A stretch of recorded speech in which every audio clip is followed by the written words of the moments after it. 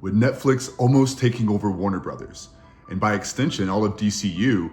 I'm not sure what the future of DC projects looks like, but we have confirmation that most of the already existing projects would not be touched by Netflix executives. And in all honesty, James Gunn has done an incredible job since he took over, giving us films like Superman, and even good stuff in the TV space like the second season of Peacemaker. And then there have been some really good animated titles as well. And yet, a lot has been lined up for 2026 and even 2027. For instance, Lantern's TV show. Then there are the Supergirl and Clayface movies and just so much more. And in this video, we're going to explore all 18 major DC movies and TV shows coming in 2026 and beyond. So without further ado, let's begin.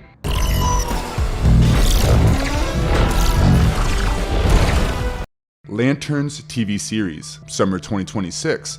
Lanterns has quietly become one of the most interesting pieces on HBO's DC slate. Even if the road to release has stretched longer than expected, the hope was an early 2026 debut, but that window is gone. HBO chief Casey Bloys confirmed the series will now arrive toward the end of summer 2026, which places it after the Supergirl film and gives the show a bit more breathing room. Not ideal for impatient fans, but also not a red flag. What really anchors Lanterns is the casting. Kyle Chandler would play Hal Jordan, very much the seasoned Lantern who has seen too much and knows it. Aaron Pierre plays Jon Stewart, the newer Lantern who does not feel the need to prove anything. See, this casting is important because there are not one-off roles and both actors are set to carry these versions of Hal and Jon into future DC projects, given everything goes well. I mean, I recently read an interview where Kumail Nanjiani was like, he signed a 6-movie deal for his Eternals character of Kingo, but then nothing really happened. Nevertheless, in the Lanterns series, Nathan Fillion will also appear as Guy Gardner, fresh off his role in Superman. His take on Guy leans into the character's worst impulses and someone who is just all about himself whenever he can be. For the supporting cast, we got Kelly MacDonald as a sheriff who would find herself in the middle of the story's mystery, and also Hal's personal life. Garrett Dillahunt's William Macon has been placed as a threat, though his son Billy, played by Jason Ritter, may complicate the whole thing. Ulrich Thompson is set to play Sinestro, which is enough to tell me that the series is gonna have some serious teeth. Creatively, the show seems to be in safe hands. Chris Munday, known for Ozark, would be the one to bring it all together, with Damon Lindelof also involved. The tone pulls from detective and thriller fiction more than standard comic adaptations. And as far as the premise is concerned, we know that it's primarily gonna be about this murder investigation in Nebraska, with Hal and Jon working it like cops who happen to wear power rings. Mundy has described it as a buddy cop story at heart, built around replacement, restraint, and some degree of quiet authority rather than volume. Now, one small but telling detail came from the first official image, where you can see Hal wearing his ring, but Jon does not. Now, what's that about? Needless to say, it is very much intentional and a part of the larger plot. As for broader DC ties, the series exists in the same universe as Superman, but it is a standalone story in its own right, so you do not have to do any homework as such. And the idea seems to be to see if the Lanterns earn their place. If it works, the universe will follow. For you guys.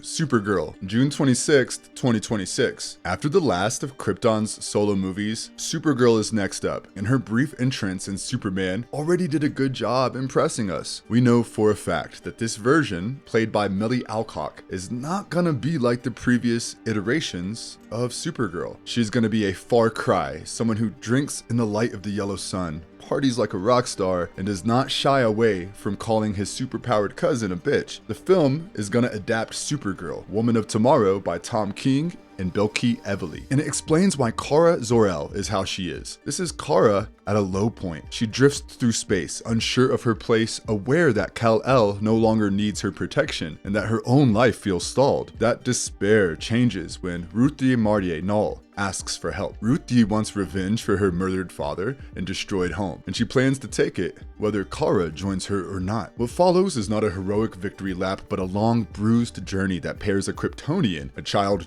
driven by grief, and a very good dog. The comic frames it as a moral test, and the film appears to keep that spine intact. James Gunn has already clarified the tonal split. Superman grew up loved and supported, but Kara did not. She survived Krypton's slow collapse long enough to watch people die around her, then reached Earth carrying all of those emotions, all of that weight. That history shapes her. She comes across harder, sharper, and less idealistic than most screen versions. Alcock is doing great as the rowdy last daughter of Krypton, and Gunn has been open about how long he wanted her for it. He saw the edge and restraint needed for this Kara well before casting became official. Alcock herself has spoken about how intimidating the screen test felt, which honestly tracks. This role asks for vulnerability without softness, and that getting that balance before a camera is not easy. Eve Ridley plays Ruthie, while Matthias Schoenaerts plays Krim of the Yellow Hills, the man responsible for Ruthie's loss. David Krumholtz and Emily Beecham appear as Zor-El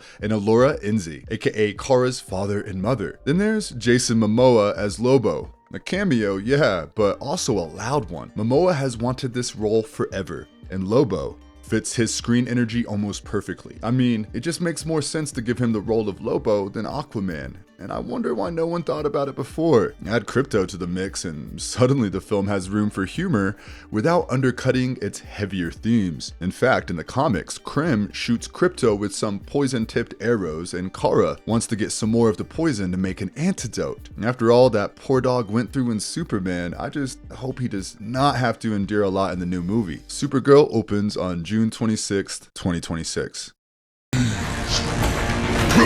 The role of a lifetime!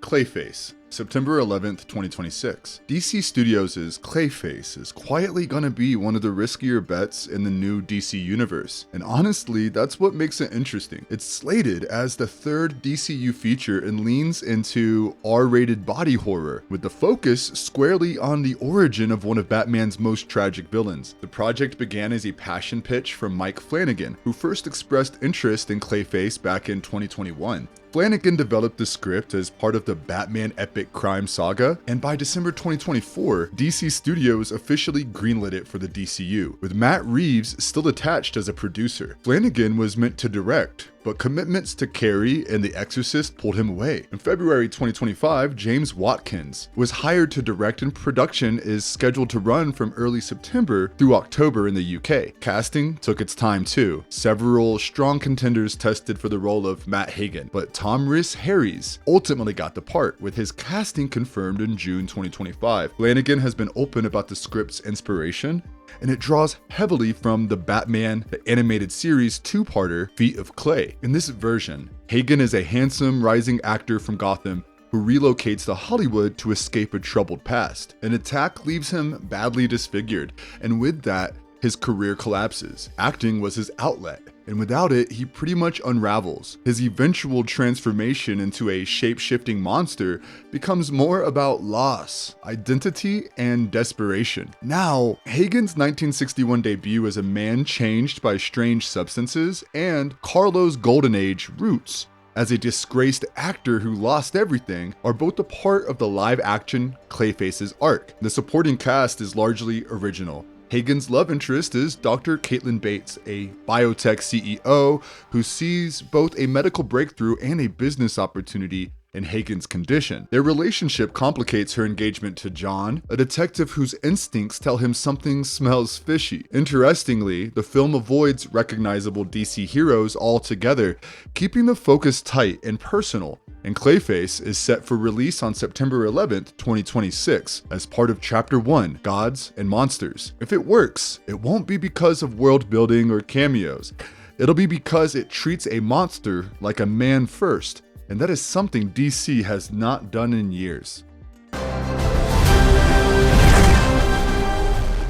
Man of Tomorrow, July 9th, 2027. James Gunn's Man of Tomorrow is officially locked for July 9th, 2027, and while it would revolve around Superman, Gunn keeps insisting that this one's not a straight sequel. He calls it the next chapter in the Superman saga, which sounds like semantics and hype until you look closer. It seems that instead of repeating the beats of Superman, the film intends to complicate them. Gunn is writing and directing, so I know already the movie is gonna be something. By mid-2025, he had completed a full story treatment, followed by a draft of the script. He has been open about rewriting the material repeatedly, not out of hesitation, but because he wants this one precise. Production is scheduled to begin in April 2026 in Atlanta, which places the film comfortably ahead of its 2027 release date. What we do know is the core dynamic, and it looks like David Corenswet's Superman and Nicholas Holt's Lex Luthor will work together. Gunn has been open about that much. He's also been clear that this does not make Lex a hero. It makes him more of a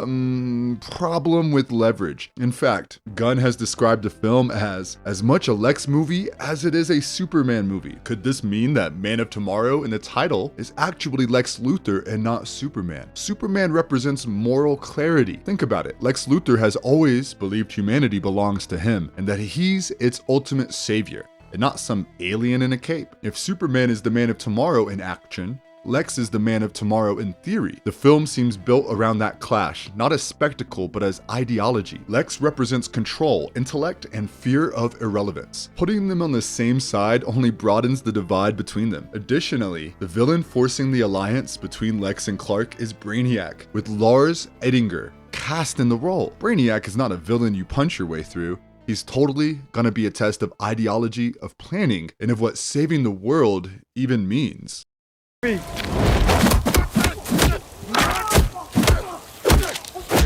The Batman Part 2, October 1st, 2027. Just a month after Matt Reeves' Batman was released, in March 2022, the sequel was announced at CinemaCon. Robert Pattinson would return as Bruce Wayne, with Matt Reeves back in the director's chair, co-writing the script with Mattson Tomlin. On the cast front, the core characters were never really in doubt. Jeffrey Wright made it clear he planned to return as Jim Gordon, even before seeing the script. Andy Serkis spoke openly about reprising Alfred and confirmed Reeves had already walked him through the story. Colin Farrell's Oz Cobb was also locked in, a return later reinforced through the HBO Penguin spin-off. Gotham, at least at street level, stayed intact. In late 2024, reports suggested Scarlett Johansson was in talks to join the cast. The role remains under wraps, though it seems that she would play a love interest to Pattinson's Batman. Filming had aimed for November 2023, but the WGA and SAG-AFTRA strikes pushed the dates. By early 2025, Pattinson suggested they would start filming toward the end of the year, with Warner Brothers Studios Leavesden in England set as the primary base once again. Then, Pattinson's name surfaced in connection with Dune Part 3, but industry voices shut down any talk of cancellation. The release date was further pushed, and what was once an October 2nd, 2026 release became an October 1st, 2027 release. James Gunn gave a simple but honest explanation when he said that big films need time and scripts decide calendars, not wishful thinking.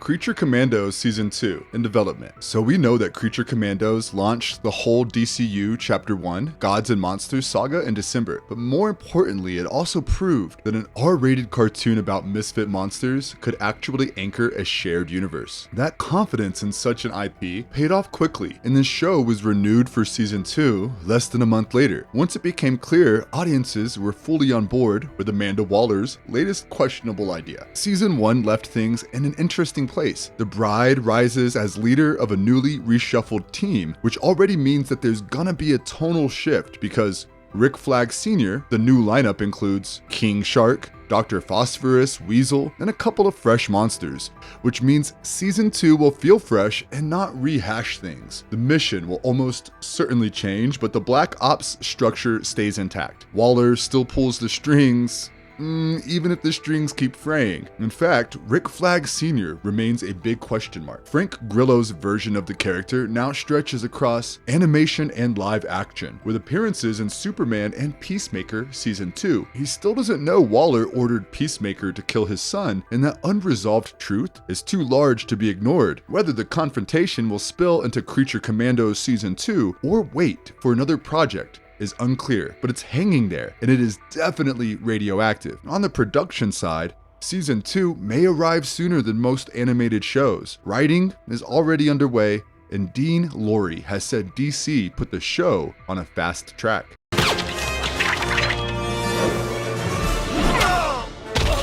Dynamic Duo, animated Robin origin movie, June 30th, 2028. DC is quietly simmering a strange new broth, but it is genuinely interesting. We're gonna get Dynamic Duo, an animated feature that puts Dick Grayson and Jason Todd on the screen together as Robin. Yeah, both of them at the same time. Scott Neustadter and Michael H. Weber have now been brought in to rewrite the script, and the film already has a locked release date of June 30th, 2028. Arthur Mintz is set to direct, and the animation comes from Swaybox, the New Orleans-based studio he founded with Teresa Anderson. If you're expecting clean CG or something that looks familiar, throw that idea out now. The film uses a mixture of miniatures, models, puppetry, animatronics, and computer animation. I know every project claims to look unlike anything else, but in this case, the claim actually might just hold up. Story-wise, the hook is simple but loaded with potential. In DC lore, Jason Todd took over as Robin after Dick Grayson went ahead to form the Teen Titans. Here, the film rewrites that, and Dick never leaves, but Jason still comes into the picture. Both train together under Batman, which means two Robins, the same city, and the same mentor. Matt Reeves produces through his 6th in Idaho banner, but this story lives outside his Batman films and outside current DCU canon. Now this gives the film room to breathe without continuity headaches and homework. As for the writers, Neustadter and Weber bring a character-first sensibility. Their work tends to focus on relationships, tension, and emotional contrast, which feels like the right lens for a story built around two boys sharing one mask.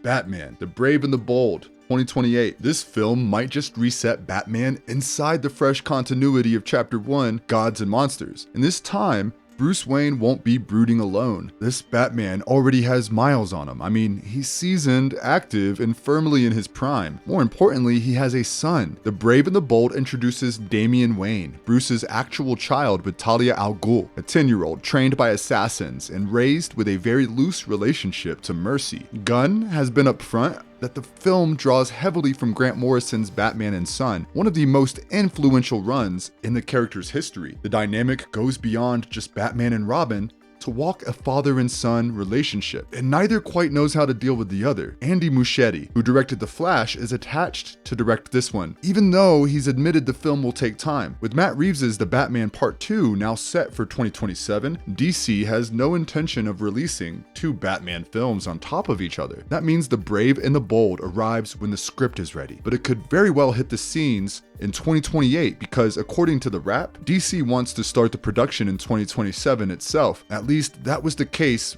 before the possible Netflix takeover. One thing that is clear is what this film isn't. Robert Pattinson's Batman stays in the Reeves-led Elseworlds corner. This is a different Bruce, likely older, shaped by years with the Justice League and a growing Bat family. Safran has already confirmed that the extended family exists here, something live-action Batman films have dodged for decades. Dick Grayson, Jason Todd, Barbara Gordon, maybe Cassandra Cain even, and these relationships are finally gonna matter beyond animated IPs and comics. Villains haven't been confirmed, but the Morrison influence means that the Al Ghuls might be the ones causing all kinds of trouble, and with the likes of Talia comes the League of Assassins, Lazarus Pits, and more heightened corner of Batman lore than we've seen on screen in a long time. Right now, The Brave and the Bold is at least a couple of years away, but I, for one, am already hyped. A miracle!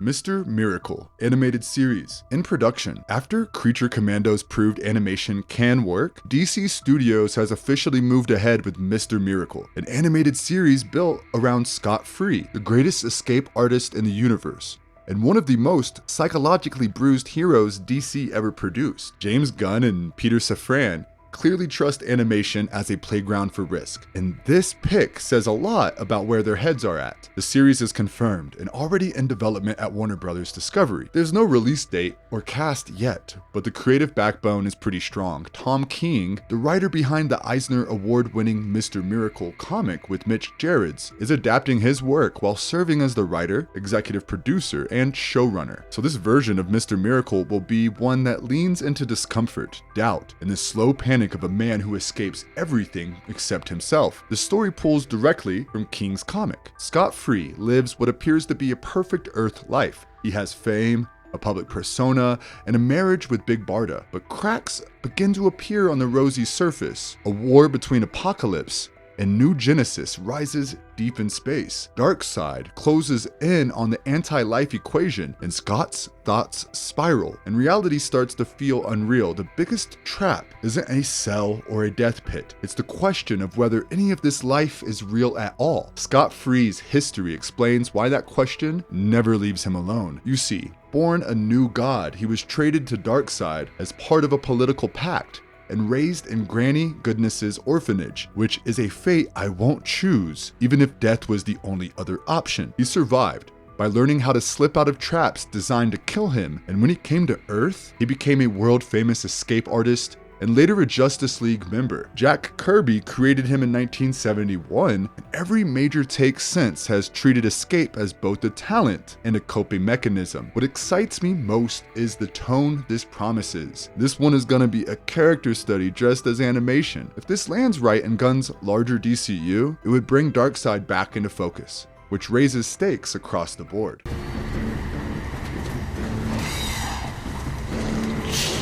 Constantine 2. Back when Constantine was released, the movie did not do that great at the box office, but then it earned a cult status following the old-fashioned way. And people just loved how strange, bleak, and stubbornly different it was. Although based on a DC superhero, it was not very superhero-ish, and not even an origin story or a cape and quips thing. It followed John Constantine, a chain-smoking exorcist who punched demons, argued with angels, and tried to cheat his way out of hell. People were thrilled. For years, Constantine 2 lived in what can be best described as a rumored purgatory, despite the fact that Keanu Reeves wanted it. Writer Akiva Goldsman wanted it and fans wanted it, but the project never gained traction, mostly due to rights issues and shifting studio priorities. Then, in August 2024, during San Diego Comic-Con, Goldsman confirmed that a sequel script was actively in progress. He also revealed that multiple versions had floated around over the years, including talk of a television format at one point. Goldsman clarified that the sequel is in the early stages of development. Producer Lorenzo Di Bonaventura later confirmed that a completed script has been written, though no production date has been revealed. Reeves remains fully committed to returning as Constantine, and Goldsman has said that Francis Lawrence, director of the original film, also wants back. Peter Stormare, who played Lucifer in 2005, has discussed a possible return with Reeves, but the problem is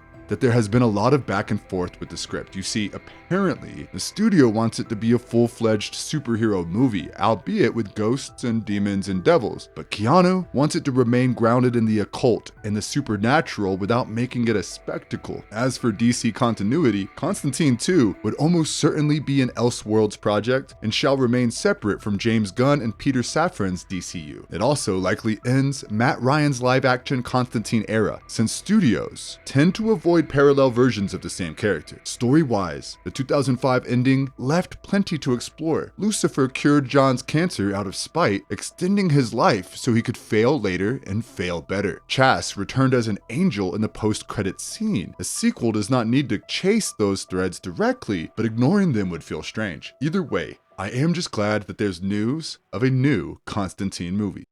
Wonder Woman movie in development. After the failure of the last Wonder Woman movie, it may have seemed like the movie has been benched, if not shelved, but that's not really the case. Under James Gunn and Peter Safran's DC Studios, Diana is very much gonna return. Gunn confirmed that a new Wonder Woman film is actively in the writing phase, though he stopped short of naming the writer or casting a new Princess of Themyscira. Gal Gadot's future as Wonder Woman has been very dicey, although she did a good job with the character. But when Gunn and Safran took charge, they pulled the plug on the Zack Snyder era continuity. One casualty was Patty Jenkinson's planned third Wonder Woman film, which did not move forward after the studio passed on the treatment. That was followed by the underwhelming performance of Wonder Woman 1984, which earned $170 million worldwide and $47 million in the US during a pandemic-era release that split theaters and HBO Max on Christmas 2020. Warner Brothers held the film through global shutdowns, then used it as the first test case for the Jason Kilar-era day-and-date experiment. By contrast, Jenkins's Whedon's original 2017 Wonder Woman pulled in over $822 million worldwide and changed the conversation around female-led superhero films. Gunn also clarified that this new Wonder Woman movie exists separately from Paradise Lost, the HBO Max series set on Themyscira. That show, first announced during the unveiling of Chapter 1, Gods and Monsters, is early 2023, still moves forward, albeit slowly. Gunn once described it as a political fantasy drama set on Paradise Island, closer in spirit to court stuff than capes. No writers have been announced yet. Gunn confirmed that Superman, Batman, Supergirl, and Wonder Woman serve as core pillars for the studio's long-term plans. That means that we would see a fresh Wonder Woman movie sooner than later, but in any case, it would take at least a couple of years to hit the screens. The Authority in development. The Authority was one of the bolder swings announced during the 2023 Gods and Monsters rollout, yet there were hardly any updates since then. Gunn revealed earlier in 2025 that the project was never really a priority, and the script took longer than expected to land where it needed to be. That said, things are not stalled anymore. In fact, Gunn revealed that a strong creative voice recently approached him, which reopened the conversation around how the Authority should exist. The answer might not be a movie at all, and they are seriously considering making it a TV series. And if you think about it, that makes sense. Gunn has openly acknowledged that theatrical releases built around unfamiliar characters face an uphill climb. The Authority, for all its cult status, lives deep in the swamps and weeds for general audiences. A series gives breathing room, time to meet these people, and space to let their worldview settle in without the pressure of a 2-hour countdown. For context, The Authority debuted in 1999 under Wildstorm, formed from the remains of Stormwatch. The lineup included Jenny Sparks, Swift, Jack Hawksmoor, the engineer Angela Spica, Dr. Jerome Thorndike, Apollo, and Midnighter. These were not polite heroes, and more often than not, they solved problems head-on and much without care for the aftermath or the collateral damage. Angela Spica, aka the Engineer, also crossed into the DCU, portrayed by Maria Gabriela de Feria in Superman. This slower pace isn't quite to the Authority cause, as you can see. Waller and Paradise Lost have moved along similar tracks, while projects like Sergeant Rock paused completely. Swamp Thing in development. Swamp Thing, as a part of the first chapter of DC's Gods and Monsters, was gonna be a gothic horror film that's more about mood than muscle, with James Mangold attached to direct and a tone closer to Frankenstein. Then the updates stopped coming in. However, in a recent conversation, Gunn confirmed that Swamp Thing is still alive, just that it is hibernating and would take some time to bloom. Mangold remains invested, however, and conversations are still continuing. That said, timing remains the big question here. Mangold's next priority appears to be High Side, a crime drama starring Timothée Chalamet that Paramount clearly wants moving sooner rather than later. On top of that, Mangold has hinted at future projects already lined up with the studio. None of this kills Swamp Thing, but it does explain why it's not racing toward cameras. DC Studios also keeps its slate intentionally very lean. Gunn and Peter Safran aim for 1 or 2 theatrical releases per year, not a conveyor belt. And that's nice, cause they do not want to experience the same fatigue that Marvel recently witnessed.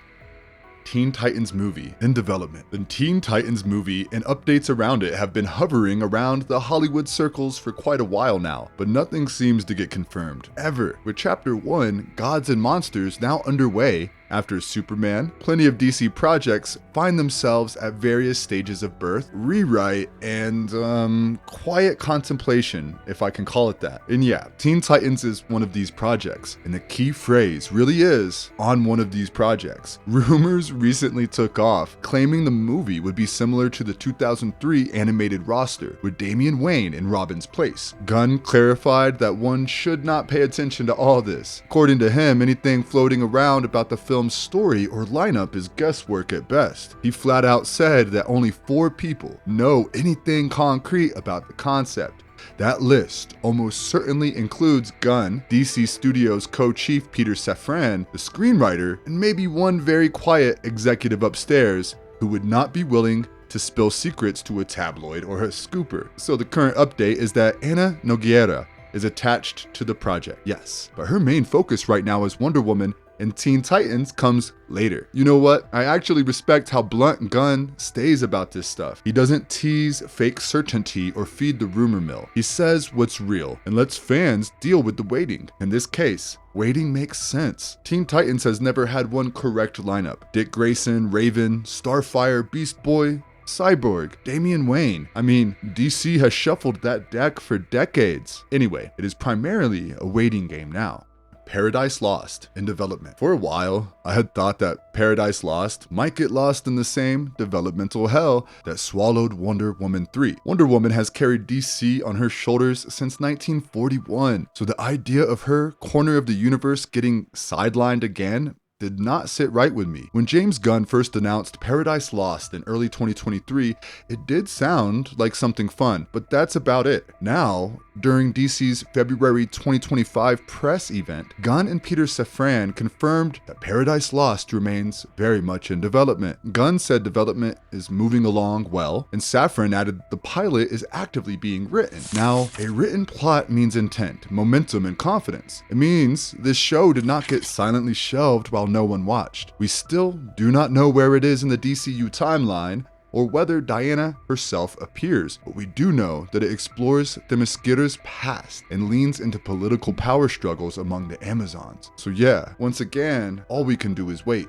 Booster Gold TV series in development. Announced with a lot of confidence during DC Studios' 2023 slate reveal, there were months of radio silence around Booster Gold, but the wait seems to have paid off. Now the word is that the series is still alive, still in development, and on top of that, Kumail Nanjiani seems to be the one who would play the role. The premise is that Michael John Carter starts as a gifted athlete in the 25th century, loses everything, then steals future tech and jumps back to our present to reinvent himself as a superhero. Not for noble reasons, but for fame, validation, and a second shot at life, at least at first. Needless to say, all that ego, insecurity, and time travel nonsense in one man needs someone veteran and comic to get the right tone. Get it wrong and everything goes to shit. Get it right and he becomes one of DC's most relatable heroes. Nanjiani has not received an official casting announcement, but rumors seem to be more than rumors. Reports in mid-2024 claimed he had signed on,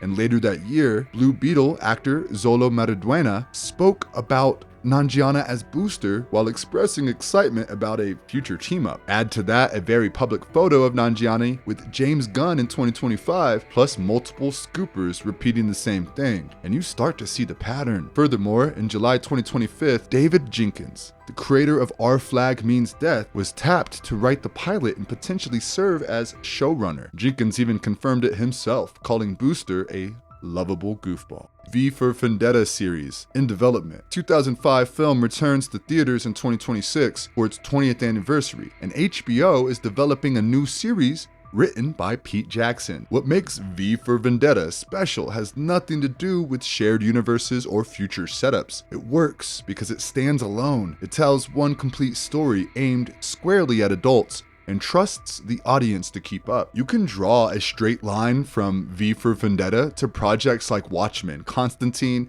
Preacher, and The Sandman. All of them are outside any larger continuity. All of them adapt stories that were written to end, not to loop forever. Marvel, by contrast, rarely goes outside the gravitational pull of its own universe. Even its most standalone films still end up folded into a larger map. And now, there are talks of an HBO series, which has a real opportunity here. It could adapt the book directly, or it could expand the world the way Watchmen did, adding new context without diluting the core idea. Either path works if the writing carries weight. The collapse of Norsefire leaves plenty of room to explore what comes after, and the television gives this story the space the film never had. Untitled Bane and Deathstroke movie to be announced. After a long wait, it seems like the script for an unnamed Bane and Deathstroke title is finally in. After first surfacing in September 2024, the untitled film, written by Matthew Orton, has now reached a major milestone. Orton